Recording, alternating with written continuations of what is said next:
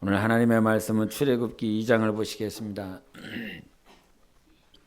출애굽기 2장 1절부터 6절까지 보시겠습니다.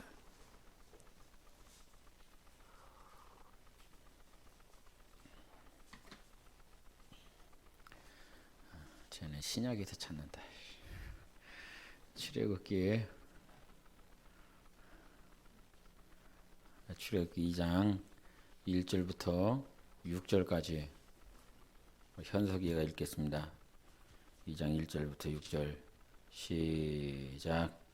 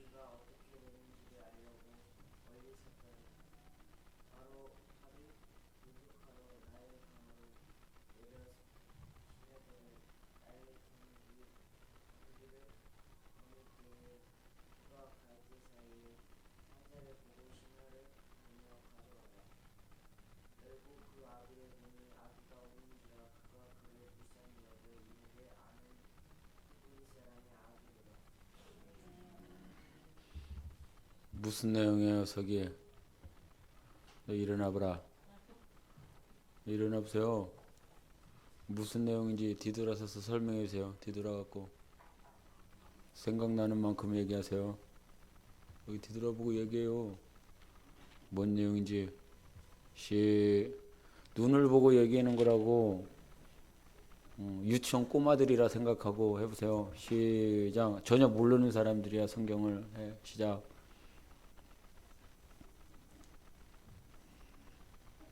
저기를 보라고.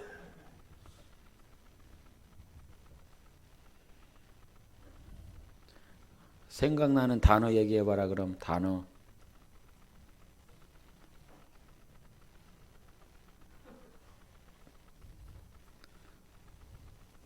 단어 얘기하라고. 단어. 아는 단어 3개 얘기하고 기억나는 거 3개 얘기하고 앉으세요.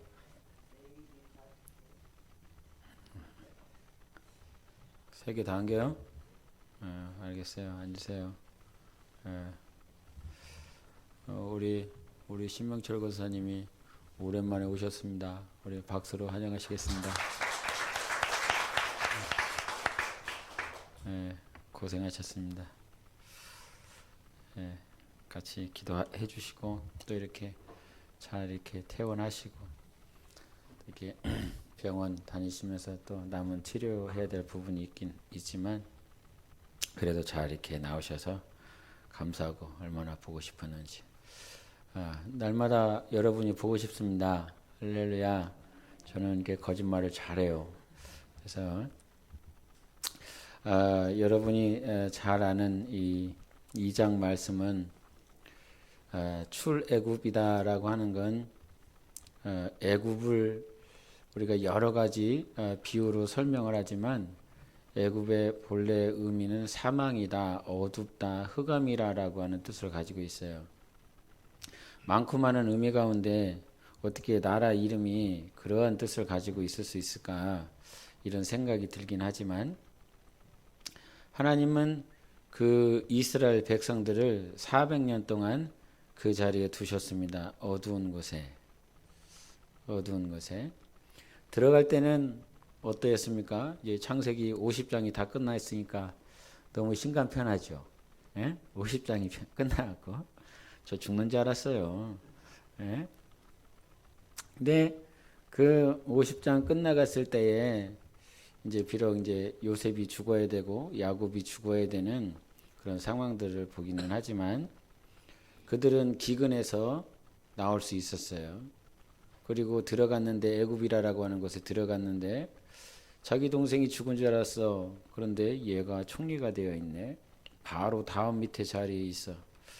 그냥 포로라도 감사하게 거기서 먹여만 준다면 감사하게 살 줄 알았는데 그 자리가 하나님께서 구별하여 주신 자리고 또 그 자리는 이 할렐루야 정치적인 자리라기보다는 어떤 자리라고 그랬죠, 권사님?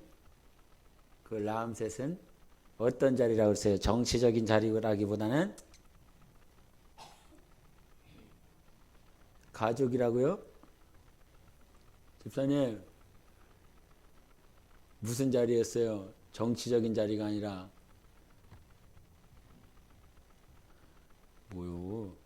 뭐요? 어떤 자리였어요?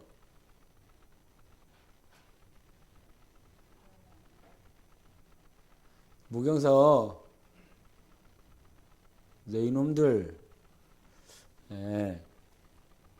정치적인 자리라기보단 정치적인 자리는 이미 그 애굽 백성들이 이 정치적인 자리라고 하는 건 이 수도권을 얘기를 해요.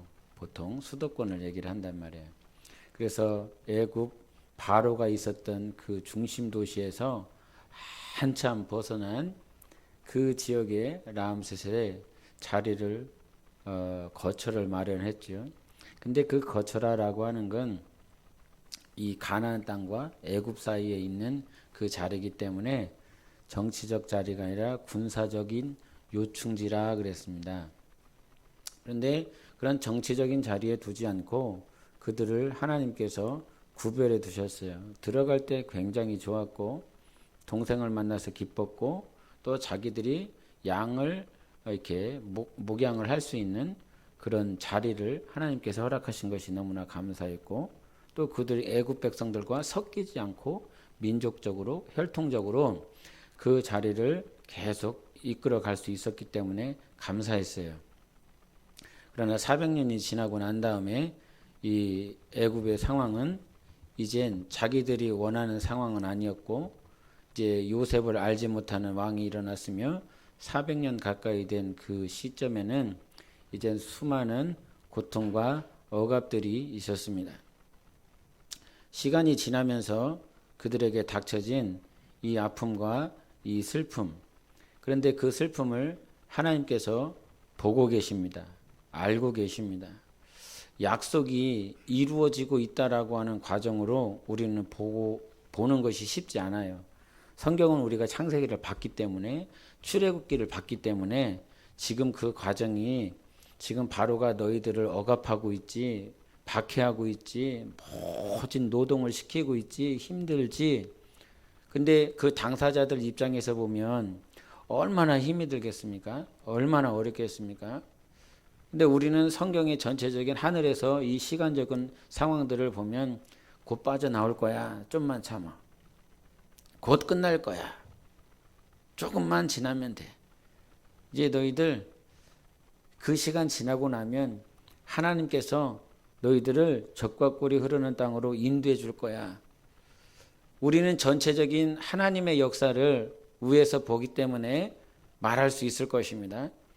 그러나 내가 그 400년 역사 가운데 있는 그 한 백성으로 이스라엘 사람으로 그 자리에 들어가 있다라고 한다면 이게 도대체 뭔지 아픔 보이지 않고 들려지는 희망도 없고 소식도 없고 그렇게 앞이 꽉 막힌 상황 가운데 있었습니다.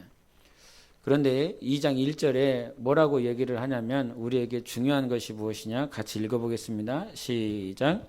레위 가족 중 한 사람이 가서 레위 여자에게 장가 들어.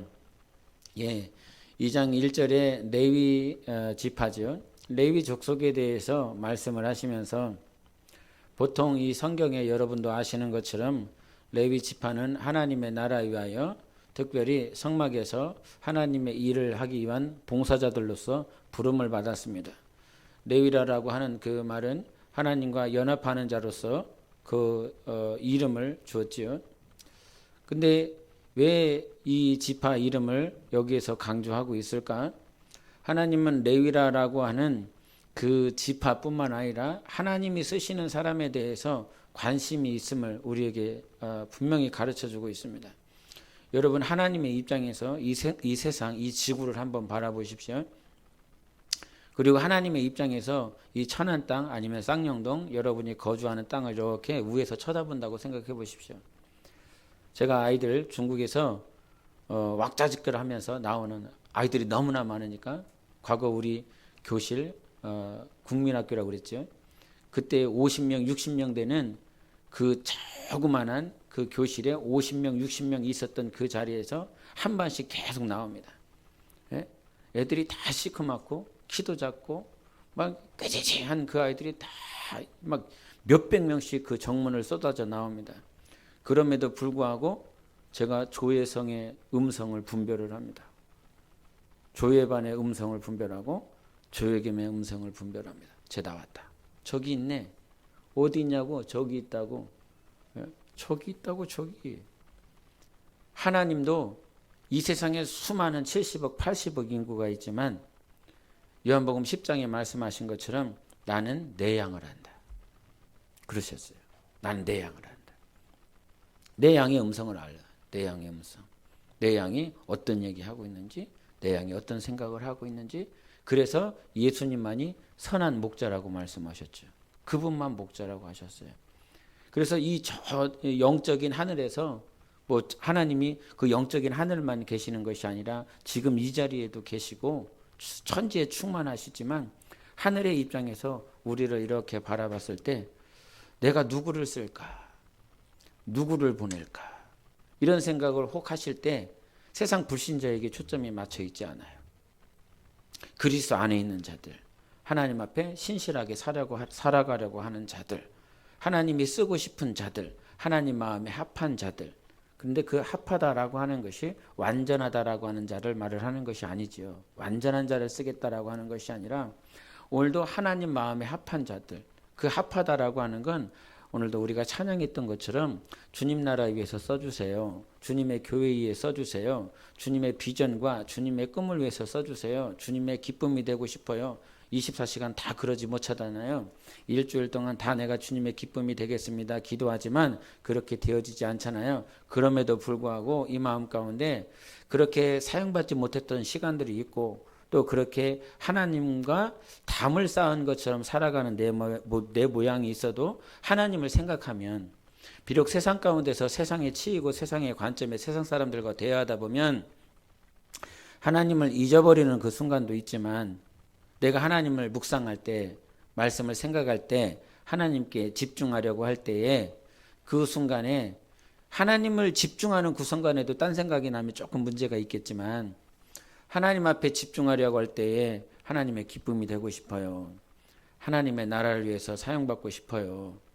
이러한 주님이 기뻐하시는 기도의 제목을 올려드리는 사람들이 7, 80억 인구 가운데 예수 안에 있는 자들이 유일하다라고 하는 사실이죠. 내 자식이 저 어두침침한 그 정문에서 나올 때에 그냥 목소리 하나, 중국어를 제가 잘하지 못함에도 불구하고 음성, 어투, 주파수라고 표현하죠. 그 주파수에 맞춰서 내 귀가 내 아이의 음성과 맞춰져서 저 아이가 무슨 말을 하는지 몰라요. 중국어를 막 하면서 지 친구랑 얘기하면서 나오니까 무슨 말 하는지 모르겠는데 그 내 아이인 줄을 알아요. 이처럼 하나님도 우리를 너무너무 잘 아시고 우리를 쓰시기를 원하시고 레위 가족 중에 레위 지파라고 하는 그 인생을 하나님께서 400년이 지나고 난 다음에 지금 얘를 부르고 있는 거잖아요. 근데 이 하나님은 지금 부르심의 과정이었어요. 모세를 부르심의 과정이었고 또 레위 그 가족 전체를 하나님께서 부르시는 과정이었어요. 근데 그 부르시는 과정이 우리가 원하는 그런 모습이 아니에요. 우리가 상상하고 막 면류관을 써주고 막 어떤 환상이나 꿈이나 그러한 것으로 우리가 이건 하나님의 부르심이다. 이건 하나님이 인도하심이다라고 할 만한 그런 부르심이 아니었다 이 말이죠. 바로가 여자는 살려주고 남자들은 다 죽여라. 그런데 다 죽이라라고 했을 그때에 우리 2장 2절을 보겠습니다. 시작. 그 여자가 임신하여 아들을 낳으니 그가 잘생긴 것을 보고 석 달 동안 그를 숨겼으나 저는 성경 말씀을 다 좋아하지만 이 2절은 별로 안 좋아해요. 2절은 별로 안 좋아해요. 나 같은 사람은 제거 대상 1순위거든요. 예? 이 잘생기니까 석 달을 숨겨놔. 예? 잘생기니까 못생긴 것들은 살아남을 수도 없는. 네, 얼마나 잘생겼으면, 얼마나 엄마 눈에 예뻤으면 죽이면 안 되니까 살렸다 이 말이죠. 그 살리는 그 과정 가운데서 얘를 구별시켜 놨어요. 석 달 동안 숨겨놨어요. 90일이죠. 90일 동안 숨기며 그를 먹이고 그를 어떻게든 살리고 싶었어요. 그러나 시간이 지나니 그 아이가 자라나니까 결국은 보일 수밖에 없고 들릴 수밖에 없으니까 얘를 죽이기 위해서 갈대상자를 마련하는 것이 아니라 살리기 위해서 갈대상자를 마련하는 것입니다. 하나님은 우리를 살리기 위해서 그 허름한 갈대상자를 준비하시는 거예요. 아주 튼튼한 조선소에다가 맡겨서 큰 선박에 맞춰서 큰 파도, 어떤 태풍이 와도 끄떡없는 그런 선박을 하나님께서 제조하신 것이 아니라 바람에 이리 갔다 저리 갔다 물결에 출렁거릴 수밖에 없는 허름하고 아주 보잘것없는 그 갈대 상자를 준비하였습니다. 내가 봤을 땐 이것을 가지고 어떻게 살아날 수 있겠는가? 이 갈대 상자에 과연 살릴 수 있겠는가라고 하는 의구심이 들어요. 나도 만약에 내 자녀가 있다라고 그런다면 갈대 상자보다는 더 좋은 거, 확률상 또 가능성이 있는 더 이 아이를 살릴 수 있는 무엇인가를 찾았을 것 같은데, 그런데 하나님은 여러분 그냥 이 2장은 요게벳이 이렇게 했구나, 모세가 이렇게 했구나, 누가 이렇게 했구나, 바로 공주가 왔고 또 그 누이 미리암이 지켜보고 있었고 그리고 시녀들이 그 강가에서 거닐고 있었고, 사람에 집중하는 것이 아니라 하나님의 성경은 하나님의 구원 역사인 거예요.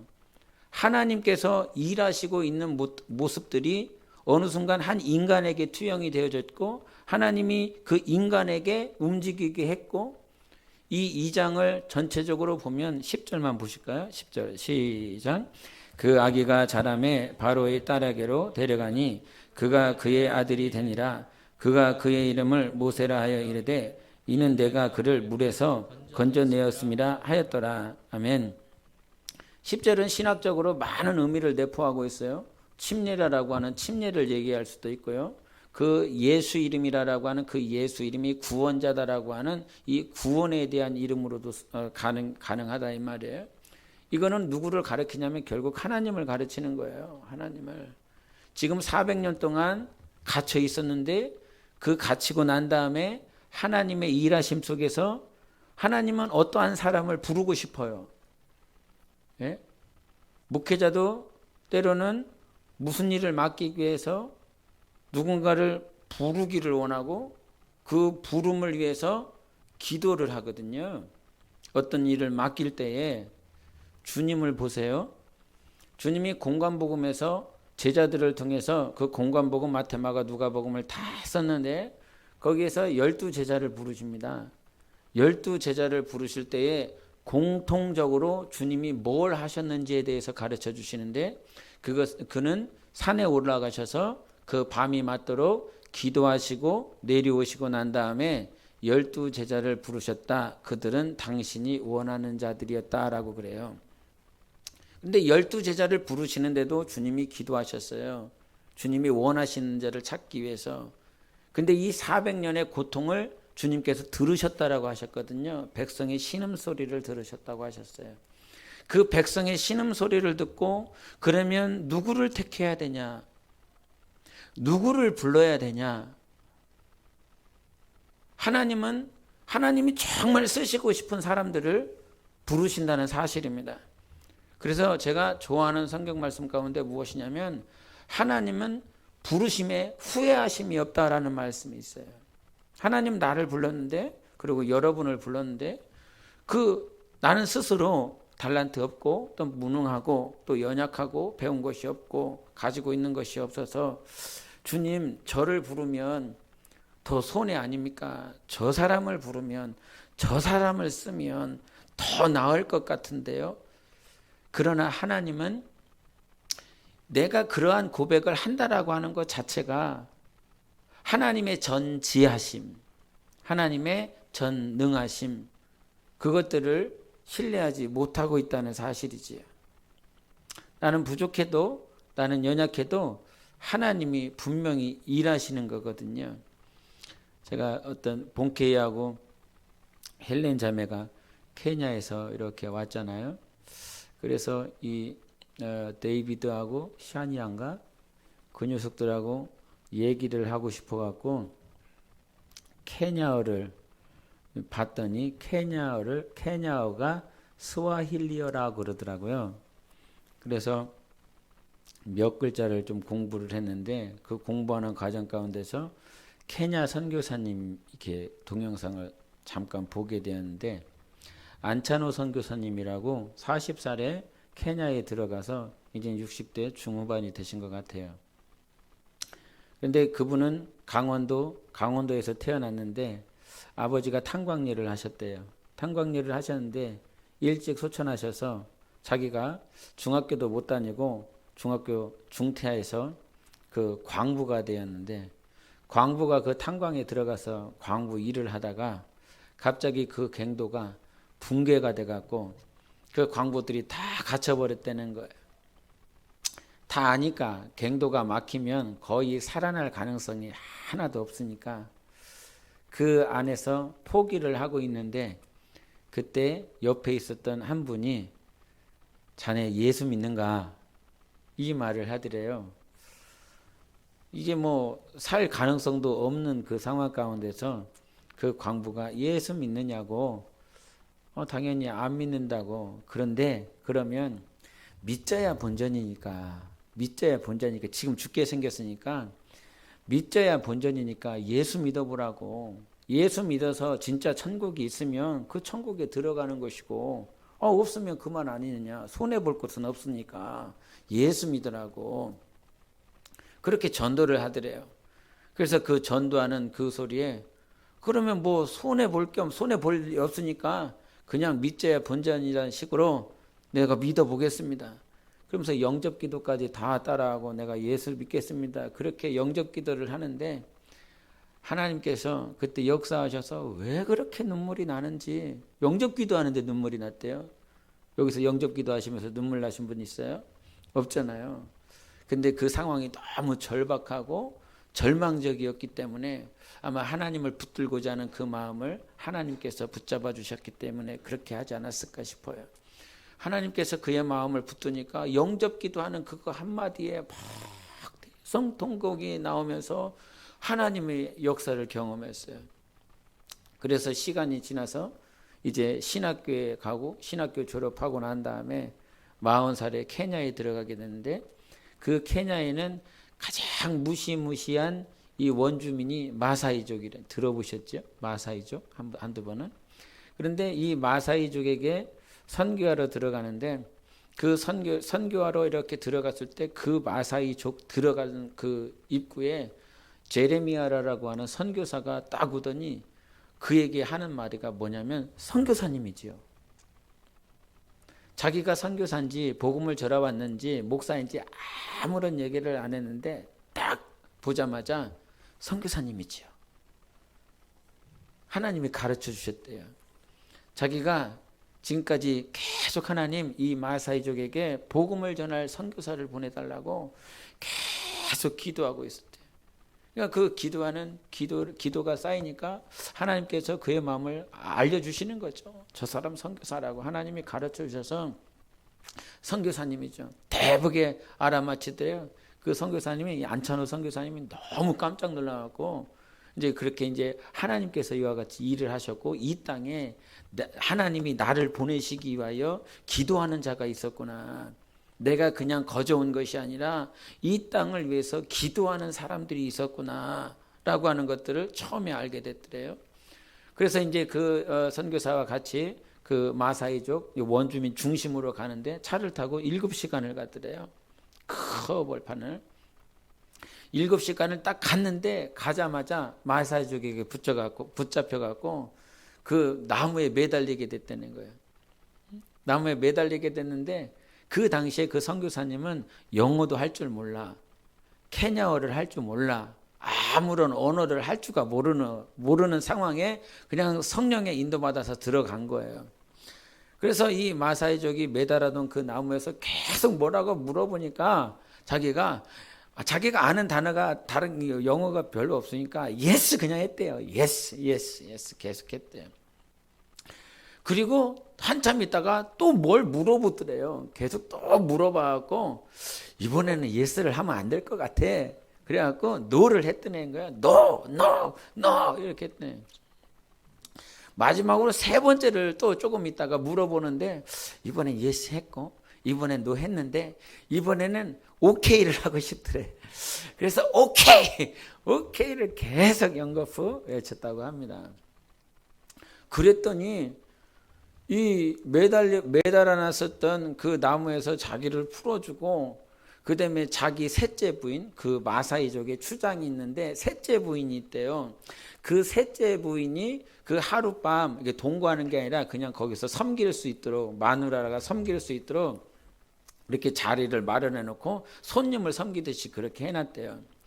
그리고 나중에 다 이게 모든 문제가 풀리고 난 다음에 그 안찬호 선교사님이 거기에 추장이 돼 버렸대요. 마을의 족장이 된 거죠. 원주민의 족장이 됐는데 이제 어느 정도 시간이 지나서 영어도 어느 정도 하고 케냐어도 이렇게 듣고 말할 수 있게 돼서 내가 맨 처음에 여기 들어왔을 때 yes, no, okay를 했는데 나한테 뭐라고 물어본 거냐 물어봤다는 거예요. 궁금하시죠? 안 궁금해? 네. 궁금하죠? 첫 번째가 뭐냐면 네가 들어오면 죽을 건데 그래도 들어올래? 멋모르고 대답했어요. yes 계속 하는 거예요. 얼마나 웃겨요. 계속 예스만 하는 거예요. 그래서 두 번째 질문이 뭐냐면 살려주면 이곳을 나갈 수 있는데 너 이곳을 나갈래? 그랬더니 그분은 no 계속한 거죠. no. 세 번째가 뭐냐면 그렇다면 우리하고 영원히 살 거냐? 그랬더니 오케이 했다는 거예요. 그분의 간증이 그런 거죠. 내가 아는 단어가 하나도 없어. 내가 말할 수 있는 뭐 스와힐리어를 할 수도 있는 것도 아니고 영어도 할 수 있는 것도 아니고 아는 단어 yes, no, okay 그 상태가 전부인데도 불구하고 이 땅에 이 케냐 마사이족을 위해서 어느 선교사는 이 땅에 와서 복음을 전할 선교사가 필요합니다라고 지속적으로 끊임없이 기도하더라 이 말이에요. 그냥 수평적으로 보지 마시고 저 하늘에 우리 하나님께서 그 제레미야 선교사가 기도하는 그 소리를 듣고 계시지 않겠습니까? 듣고 계셨겠지요. 그러면 그 응답에 나의 딸이 오늘도 기도하고 있는 그 소리에 하나님은 반응하여 얘 기도를 응답해 주시는 하나님이어야 될 거 아니겠습니까? 이 선교사의 기도를 응답해 주시는 전지하시고 전능하신 하나님이셔야 되지 않겠습니까? 그 기도를 듣자마자 다니엘의 기도와 같이 듣자마자 하나님은 역사하신 거죠. 미가엘 군대장을 파견하는 것처럼 하나님은 그럼 누구 보내지? 제 기도를 내가 분명히 들었는데 하나님 들으셨잖아요. 안 들었다라고 말하실 수 없잖아요. 우리의 기도를 하나님께서 오늘 들으셨잖아요. 그리고 생명록에 기록해 놓으셨잖아요. 안 들으셨다고 못 보셨다고 나는 모른다라고 말씀하실 분이 아니라는 사실이잖아요. 분명히 들으셨지요. 분명히 보셨잖아요. 분명히 아시잖아요. 우리가 하나님 앞에 그렇게 할 수 있는 거예요. 우리는 몰라. 못 듣는 것도 많고 알지 못하는 것도 보지 못하는 것도 굉장히 많지만 우리 하나님은 알고 계셔, 듣고 계셔, 보고 계셔. 그러니까 그분은 움직이시는 하나님이세요.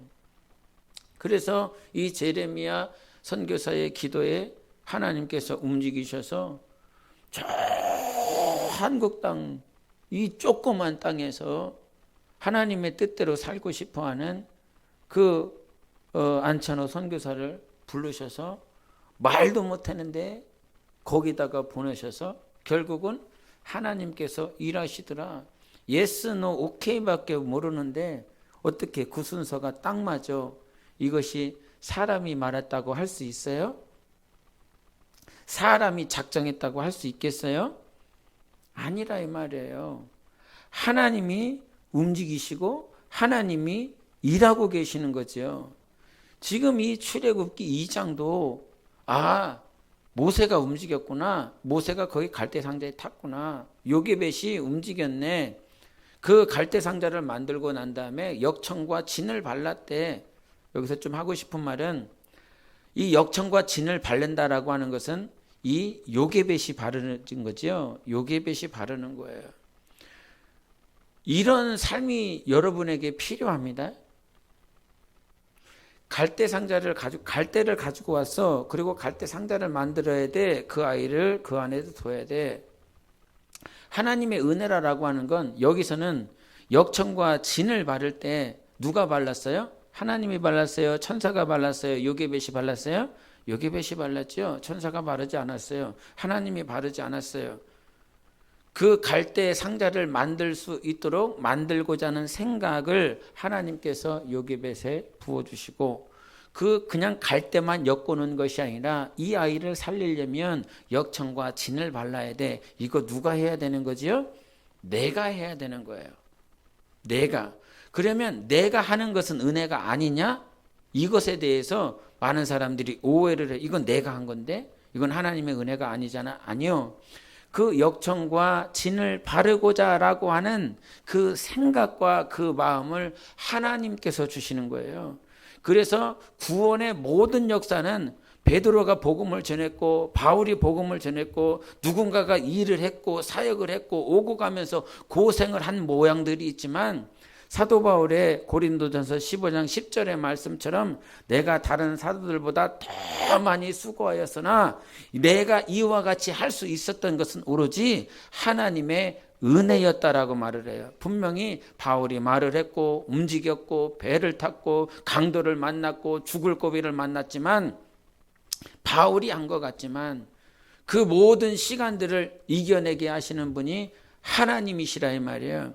그래서 여러분 역청과 진을 바를 수 있도록 여러분이 성령의 인도를 받으셔야 된다는 말이에요. 역청과 진은 내가 바르는 것이지만 역청과 진을 바를 수 있도록 성령의 감동이 있어야 되지 않겠습니까? 단지 역청과 진 왜 못 발라? 내 자식을 살리려면 당연히 그렇게 발라야 되는 거 아니야. 인지상정의 사고가 여기서 발휘되는 것이 아니라 역청과 진 단순한 것 같지만 이것이 내가 복음을 전하는 환경 가운데서 사드락과 메삭과 아벳느고가 풀무불에 빠져야 되는 그 상황 가운데서 다니엘이 그 사자굴 앞에서 수많은 자기 죽음이 맞닥뜨릴 수밖에 없는 그 상황에서 내가 무엇을 해야 되는지 아는 사람이 있고 내가 무엇을 해야 될지 모르는 사람이 얼마나 많이 있습니까? 은혜라고 하는 것이 하나님께서 어떤 꿈으로 이적으로 표적으로 나타내 주는 것도 분명한 은혜이지만 너 이렇게 해라. 너 저 길로 가라. 너 저 사람을 만나라. 사도행전에 보면 베드로와 이 베드로의 설교가 있고 스데반의 설교가 있어요. 근데 이 베드로가 설교 한번 딱 하고 나니까 몇 명이 회개를 해요? 3,000명? 5,000명이 회개를 하네. 얼마나 놀라운 역사인지. 예? 그래서 이 예루살렘 교회가 믿는 자들로 가득했다라고 그래요. 예? 스데반의 설교는 어떠했습니까? 과거 구약부터 역사를 다 끌어모아 갖고 예수를 말을 해요. 얼마나 놀라운 설교인지 몰라요. 신구약 전체를 관통하여 예수 그리스도가 누구인지를 가르쳐 준다 이 말이에요. 베드로도 예수 그리스도를 증거했고 스데반도 예수 그리스도를 증거했는데 베드로의 설교를 듣고는 3,000명이 회개하고 5,000명이 회개하고 예루살렘 교회가 부흥되는 역사를 봤어요. 스데반의 설교를 통해서는요, 어떤 결과가 있었어요? 오히려 바리새인들이 쟤 죽여라. 그래서 그 자리에 있었던 바울도 가편 투표하여 스데반을 죽였어요. 회개하는 사람은요, 아무도 없었고요. 오히려 순교자 스데반 하나가 나왔을 뿐이에요. 그런데 그 7장, 8장이 끝나고 난 다음에 누가 등장한지 아십니까? 사도 바울이 등장합니다.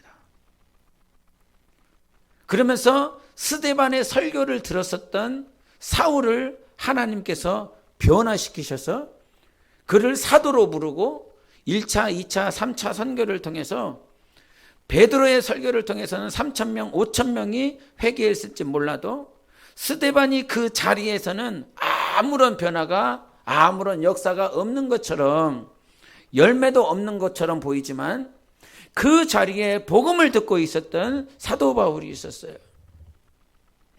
우리가 여러분이 피켓 전도를 하죠. 복음을 전하지요. 그 순간 내 삶 가운데 아무런 변화도, 아무런 복음의 역사도, 부흥의 역사도 없어 보이는 것 같지만 그 자리에서 한 사람이 변한다라고 한다면 그 사도 바울을 통해서 유럽이 변했거든요. 로마가 변했습니다.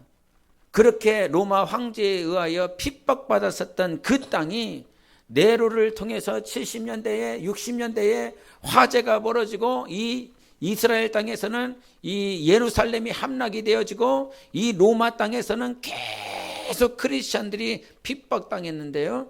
그 핍박되어진 그 나라가 결국은 300여 년 지나고 나면 그 기독교를 국교화로 만들어요. 소수였어요, 크리스찬들이.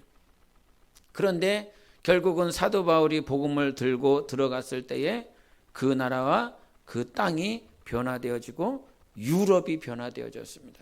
지금은 퇴색하여졌고 기독교가 무엇인지조차 알지 못하는 민족들로, 사람들로 살아가고 있지만 하나님은 그렇게 일을 하셨어요. 지금 역청과 진을 바르는 것이 아무것도 아닌 것 같지만 여러분 삶 가운데 오늘 일어났을 때 내가 역청을 발라야 돼. 내가 오늘 잠들기 전에 내 영혼의 갈대 상자에 진을 칠해야 돼. 이것을 아는 사람이 있고 이것을 모르는 사람이 있어요.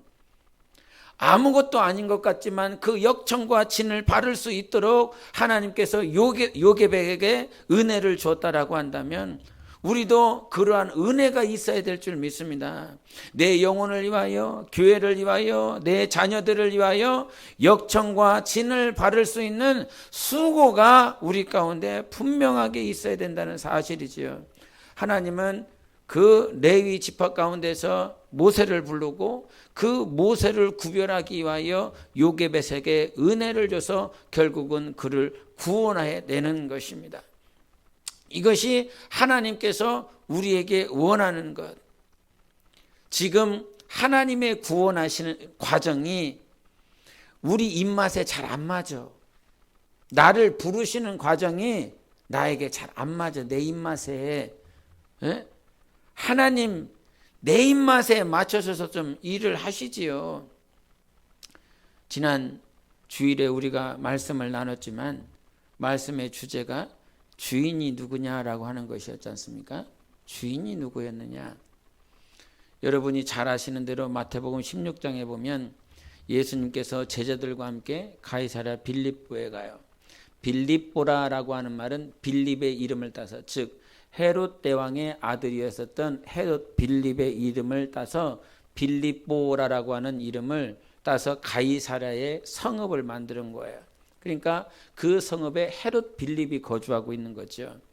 그 왕이 있는 그 자리에 예수님께서 제자들을 데리고 가서 물어보시는 것이 있었어요. 사람들이 나를 뭐라 하느냐? 제자들이 말하기를 침례 요한입니다. 엘리야입니다. 예레미야입니다. 선지자 중에 하나입니다. 그랬더니 그러면 너희들은 나를 뭐라고 하니? 그랬더니 주는 그리스도시요 살아계신 하나님의 아들이십니다. 그때 주님이 칭찬하시면서 이거는 혈육으로 하는 것이 아니라 아버지께서 하시는 것이다. 너무 잘 아는 스토리잖아요. 여기서 주인이 누구인지를 가르쳐 주시는 분이 있어요. 가이사랴 빌립보의 헤롯 빌립이 원래는 주인인 거지요. 그 땅의 주인인 거예요. 그런데 빌립이 주인이 아니야. 주는 그리스도셔. 예수님이 주인이야. 라고 하는 걸 누가 가르쳐 줬다고요? 하나님 아버지가 가르쳐 준 거예요. 여러분의 가정으로 돌아갔을 때, 직장으로 돌아갔을 때, 사회에 돌아갔을 때 헤롯 빌립과 같은 사람들 앞에서 헤롯 빌립이 거하고 있는 빌립보와 같은 그런 환경 가운데서 문제 앞에서 예수님이 주인이다, 예수님이 왕이다, 예수님을 섬겨야 된다, 예수님의 뜻대로 순종해야 된다 라고 가르쳐 주실 수 있는 분은 하나님 아버지라는 거예요. 그래서 여러분의 삶에 하나님이 주인입니다 라고 감동하여 주시고 가르쳐 주고 순종하도록 이끄시는 분이 하나님이시라는 사실을 여러분이 유념하셔야 되는 거예요. 사람이 가르쳐 주는 게 아니에요. 부모가 가르쳐 주는 게 아니에요. 내로남불이라고 하는 표현이 있잖아요. 내로남불, 이게 뭐예요? 뭔 말이요? 좀 그런 말을 어떻게 알아? 그런 말은 몰라야지. 예? 내가 하면 로맨스고 남이 하면 불륜이라는 거예요. 사자성어. 도대체 누가 이 말을 만들었나 몰라.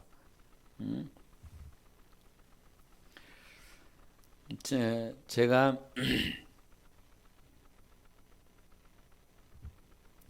저희 아이들 학교를 보낼 때 싸워야 될 곳에 보냅니다. 싸워야 될 곳에. 이 말은 치열한 곳에 보내기를 원해요. 제 마음이 그래요. 제 마음이. 치열한 곳에. 좋은 학교가 아니라 치열하게 싸워야 되는 데를 보내고 싶어요. 저는. 다른 분들은 저도 아이들을 키워봤기 때문에 이 아이들을 대안학교에서 키워봐야 되겠다 이런 생각도 해봤고, 또 대안학교를 통해서 내가 교회학교 아이들 양육을 해봐야 되겠다 이런 생각도 해봤고, 제가 교육에 관심도 많고 좀 곁길로 나갈 수 있어서 요 얘기한 거 기억해나요? 제가 그 조혜겸한테 이런 얘기를 했어요. 반드시 스카이를 들어가야 된다고. 제가 학교를 높은 데 들어가려고 그게 목적이 아니라 저는 우리 교회 학교 청년들이나 중고등부 애들이나 이게 다 제가 이제 영적으로 분명히 밑바탕이 되어 있어야 되고 선한 영향력을 가진 청년들, 중고청 이런 다음 세대가 되기를 너무너무 원하거든요. 그런 선한 영향력을 가질 수 있으려면 열심히 살아야 된다. 열심히 살아야 된다. 그래서 저는 공부 못하는 크리스천보다 공부 잘하는 크리스천, 잘할 수 있도록 만들어 놓는 크리스천이 제 안에는 모토가 있어요. 그래서 그리스도 안에서 교육에 대한 그런 마음들이 좀 있어요. 그래서 하나님이 열어주셔야 되겠지만 어떤 정기적으로 여름이나 겨울에 크리스천들만 모아놓고 2주나 3주나 그 방학 기간 동안 한 15시간씩 공부를 시키고 싶은 게 제 마음이에요. 그 안에서 영적인 것들을 가지면서 그것들을 제가 한 4, 5년 전에 조회겸을 놓고 나에게는 이런 꿈이 있다. 그래서 세상 불신자는 전혀 내가 신경을 쓰지 않지만 예수를 믿는 청년들, 학생들에게는 나는 관심이 있다. 그 아이들이 세상에 나가서 선한 영향력을 끼칠 수 있도록 그렇게 공부를 시키고 싶다. 그러니까 네가 스카이를 들어가야 된다. 이런 얘기를 했어요. 그래서 15시간씩 공부하기 위해서 2주, 3주 동안 어느 한 곳에 장소에다가 두고 거기에다가 그 아이들을 가르칠 수 있는 도우미로 나는 스카이 애들을 하고 싶다. 그래서 네가 들어가서 친구들을 뽕짝뽕짝 해갖고 와서 도우미를 만들어라. 그리고 하루에 15시간씩 2, 3주를 하고 나면 걔네들 완전히 바뀐다. 이거 알거든요. 아는데 그랬더니 내가 원하는 스카이는 못 들어갔어요. 스카이는 들어갔어요. S하고 K는 들어갔더라고요. S하고 K. 근데 내가 원하는 SK가 아니에요. 우리 안수 집사님 계시는데.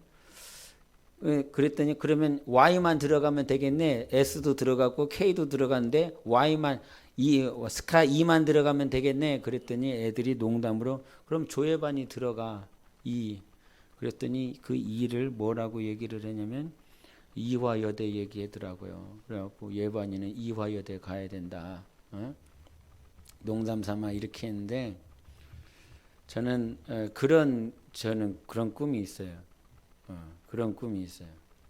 그리고 아직 한 2, 3일 동안 계속 이제 창세기 50장을 다 하고 난 다음에 좀 쉬는 시간이 한 주간 있어서 기도에 좀 집중하고 있는데 그런 기도를 하면서 하나님이 그 4, 5년 전에 했었던 그런 꿈들을 다시 한번 이렇게 생각하게 하셨어요. 아직도 주님이 이 생각을 주시는 이유는 이 생각이 아직 유효하기 때문에 주님이 이런 생각을 주셨겠지 하면서 기도를 하게 되는데 격기를 나갔죠. 예.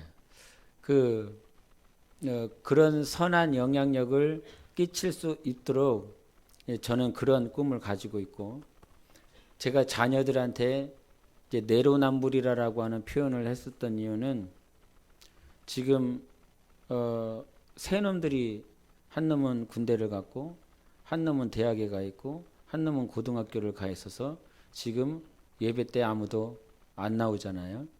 저는 이 마음이 조금 아프긴 한데 그러나 저는 이 시간을 견뎌내려고 그럽니다. 지금 내 눈에 보이지 않지만 이 아이들이 지금 세상에서 치열한 곳에서 싸우고 있다라고 하는 사실을 알기 때문에 그래요. 그저 교회 내에서 말씀 듣고 있고 찬양하고 있고 기도하고 있으니까 영적으로 성장하고 있겠지, 영적으로 잘 되어져 가고 있겠지, 저는 그렇게 보지 않아요. 말씀을 듣고 삶 가운데 분명히 적용해야 될 때가 있고 그 삶 가운데 싸워야 될 때가 있거든요. 근데 싸우지 말고 그냥 여기서 예배 드리고 있어. 싸우지 마. 그냥 여기서 그냥 말씀 들으면 괜찮아. 저는 그렇게 키우지 않아요. 삶 가운데에서 분명히 치열하게 싸우고 터지고 난 다음에 깨지고 왔을 때도 있어야 되고 여기서 또 찬양을 통해서 예배를 통해서 회복되어져야 될 때도 있고 그래서 저는 여러분이 이해하실지는 모르겠지만 지금 이 말을 이해하실지 모르겠지만 성장할 수 있다라고 그런다면 나는 내보낸다. 그곳이 어디든 하나님과의 관계 속에서 주님을 바라보고 주님 뜻대로 살려고 몸부림친다면 나는 그것이 영적 전쟁을 해야 되는 치열한 곳. 나는 내 옆에다가 끼고 있으면 편해요. 내 옆에 끼고서 뭐 찬양을 시키든 봉사를 시키든 전도를 시키면 나는 편해. 그러나 나는 그렇게 하지 않는다. 분명히 보낸다. 분명히 보내서 광야에서 보내서 깨질 건 깨져야 되고 부서질 건 부서져 갖고 하나님 앞에 제대로 서 있기를 원한다. 그래야 그 한 사람이 제대로 세워지거든요. 지금 뭐 때문에 요 얘기를 했냐면 그 세상 가운데서 하나님이 주인입니다. 예수가 주인입니다라고 가르쳐 주실 분은 나의 하나님 아버지밖에는 없어요. 하나님이 예수가 왕이신 것을, 내가 오늘도 순종해야 될 분은 예수 그리스도 한 분밖에는 없다고 하는 사실을 나의 하나님이 가르쳐 주시는 것입니다. 그래서 어디를 가든지 내가 지금 따르고 순종해야 될 그 하나님, 그분 앞에 이렇게 맡겼을 때에 갈대 상자라고 하는 이 갈대 상자는 이 매노하고 고네하고 네파라고 하는 그 두 가지로 연결이 되어 있어요. 근데 이 갈대라라고 하는 이 말과 이 테파라라고 하는 이 상자를 어디에서 썼냐면 창세기에서 방주로 썼어요. 이 말을 바꿔 얘기하면 갈대 방주가 되는 거예요. 근데 그 갈대 상자와 방주의 차이는 여러분도 짐작하면 아시겠지만 키가 없다. 핸들이 없다는 거예요. 돛이 없다는 거예요. 닷이 없다는 거예요. 옮길 만한, 이것이 움직일 만한 동력 자체가 그 안에 없다는 거예요. 모터가 그 자리에 없는 거예요. 그리고 보이지 않아요. 밖의 환경이 어떤 환경인지, 태풍이 치는지 바람이 부는지 알 방법이 없어요. 이 말, 갈대 상자의 주인은 하나님이시라는 거예요. 즉, 그 이스라엘 백성을 구원하실 분이 하나님이시고, 개인적으로 모세를 봤을 때도 이 모세를 구원하실 수 있는 분은 요게벳이 아니야, 미리암이 아니야, 바로 공주가 아니야. 내 주변에 수많은 사람이 있지만 그 사람들을 통해서 역사하시는 하나님이 나의 구원자이신 거예요. 방주도 마찬가지지요. 키가 없다니까요. 동력이 없다니까요. 어디로 가고 있는지 몰라요. 어디서 서야 될지 몰라요. 그러나 하나님이 때가 되니까 알게 하시고, 보게 하시고, 듣게 하시고, 사람들을 통해서 역사하시고, 그러니 구원의 역사는 갈대 상자의 주인 하나님, 방주의 주인 하나님. 그러면서 제가 조여반한테 가면서 그 녀석에게 해줬었던 요게벳의 노래 후렴, 여러분이 아시잖아요. 너의 삶의 참주인, 너의 참부모이신 하나님 그 손에 너의 삶을 맡긴다. 너의 삶의 참주인, 너를 이끄시는 주 하나님 그 손에 너의 삶을 드린다. 부모가 되다 보니까 어느 순간 내 자녀를 하나님께 맡겨야 될 때가 분명히 있을 것입니다. 내가 내 자녀를 양육하고 보호하기 위해서 부모로서 더 살고 싶고, 더 건강하고 싶고, 더 장수하고 싶은 그런 마음들이 있지만 어느 순간 나는 내 자녀의 주인일 수 없다. 반드시 갈대 상자를 놔줘야 될 때가 있다. 이 말은 무슨 말입니까? 주인의 권리, 주인의 권세가 내가 아니라 하나님이라고 하는 이 사실을 빨리 인정해야 된다는 것이고, 그 인정할 때가 온다라고 하는 거예요. 그래서 이 순간, 이 시간은 요게벳에게는 너무 힘들고 어려운 시간일 것입니다. 자기 자식이 어떻게 될지 모르니까요. 죽을 수도 있으니까요. 그것을 바라봐야 되는 부모의 심정은 더 치열하고 아플 것입니다. 그러나 그 순간이 주인의 권리가 이전되는 순간인 것이었습니다. 석 달 동안은 자기가 보호하고 있었지만, 키울 수 있을 것 같고 보호할 수 있을 것 같지만, 그 주인의 권리를 놓고 갈대 상자를 나일강에 옮겨 놓을 때에 비로소 하나님만이 너의 부모이다, 하나님만이 너의 참 주인이시다라고 고백하며 하나님의 구원 역사를 볼 수 있는 통로가 되는 것입니다. 하나님이 여러분을 쓰시는 통로가 되시기를 예수 이름으로 축원합니다. 하나님이 우리를 쓰시기를 원합니다. 여러분을 부르기를 원하십니다. 그 케냐에서 기도했었던 한 선교사의 기도를 하나님께서 응답하셔서 저 멀리 한국 땅에 있었던 강원도에 살고 있는 그 안찬호라라고 하는 인생을 저 하루 15시간 이상 45시간 이상 비행기를 날아가야 도착하는 그 땅에 보내셔서 그 기도를 응답하시고 마사이족을 구원하는 통로로 그를 사용하셨던 것처럼 하나님은 나의 권리를 내려놓을 때 그 권리를 내려놓는 자리, 그 주인이라고 하는 이 권리를 내려놓는 것이 환경의 문제, 자식의 문제, 물질의 문제, 여러 문제가 있어서 힘이 들고 어렵지만 그때 내려놓을 때에 비로소 우리는 이스라엘 전체를 이끌어낼 수 있는 모세와 같은 인물을 만들어낼 수 있는 것입니다. 하나님의 역사를 기대하신다고 한다면 하나님이 나를 부르시기 전까지 여러분 주인은 하나님이라는 사실을 확실히 믿으시고 신뢰하시기를 바랍니다. 남편 앞에서, 아내 앞에서, 자녀들 앞에서 내가 주인 되지 않고 하나님이 주인 되는, 우리 자녀들에게 또 우리 청년들에게 또 우리 기성세대들에게도 동일하게 말을 합니다. 하나님 아버지가 여러분의 참 부모이십니다. 하나님 아버지가 여러분의 참 주인이십니다. 그 주인을 신뢰하시면서 여러분의 삶을 살아내시기를 예수 이름으로 축원합니다. 기도하시겠습니다. 오늘도 하나님 갈대 상자를 내어드리는 삶이 되게 하시고 또 나라고 하는 인생은 갈대 상자 안에 타기를 원합니다. 밖이 보이지 않고 어디로 가는지 언제 멈추는지 나는 아무것도 알 수 없지만 오늘 나의 믿음이 자라고 나의 신앙이 자라서 하나님이 나의 주인이셔, 하나님이 나의 부모이셔, 하나님이 나의 목자이셔, 어디로 가든지 우리 하나님이 지키시고 어디 가든지 우리 하나님이 함께 하심을 인정하며 주님, 주인의 권세를 하려고 했었던 나를 불쌍히 여겨 주시옵소서. 나는 참 주인이 아닙니다. 나 하나도 나의 가족도 그 누구도 보호할 수 없는 미약한 존재일 뿐입니다. 나는 참 주인이 필요한 영혼입니다.